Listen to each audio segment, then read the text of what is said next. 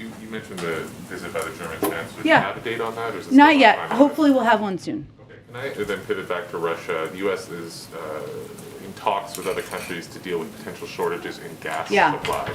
Can you speak to that a little bit, and in particular, what requests you've made of Qatar and whether they have responded about whether they would be able to step in and fill any shortfalls should that happen in the case of a conflict? Sure. So it's our approach is not about any one country or any individual entity. We're engaging with a range of countries and partners to discuss what could be shortages. So I'm not going to get into any specifics of what any conversations entail. They can certainly speak for themselves. But what I can give you an update on is that a disruption, of course, in physical energy supplies transiting Ukraine would most acutely affect natural gas markets in Europe. And so we're engaging our European allies to coordinate response planning, including how to deploy their existing energy stockpiles. That's part of it. But we've also been working to identify additional volumes of non-Russian natural gas from North Africa and the Middle East, Asia, and the United States. We're in discussion with major natural gas producers around the globe to understand their capacity and willingness to temporarily surge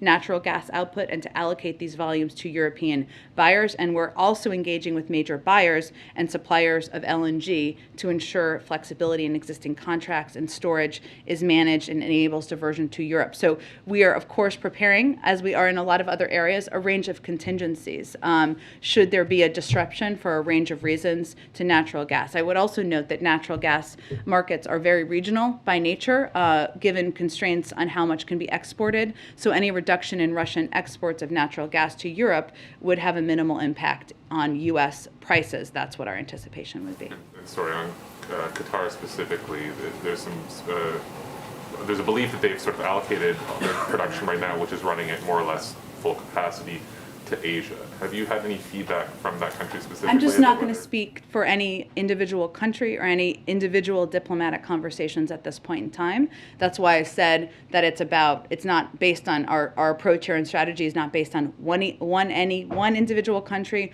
or entity. It's a broad approach that includes engagement with Europeans as well as suppliers in North Africa, Middle East, Asia, and in the U.S. Broadly, can you say, last week was when the administration began to sort of ratchet up warnings that an invasion could be imminent, could happen at any time. This week, can you say how, if at all, the president's view has changed about the risk? Is it the same? Is it getting worse? I think when we said it was imminent, it remains imminent. But again, we can't make a prediction of what decision President Putin will make. We're still engaged in diplomatic discussions and negotiations. No element of the last week has changed the president's view one way or the other on that risk? Well, imminent has a pretty intense meaning, doesn't it? I agree. Okay. And it's still the belief that it's imminent. Correct. Well, Yes. Thank you. Yes, go ahead, Jeff.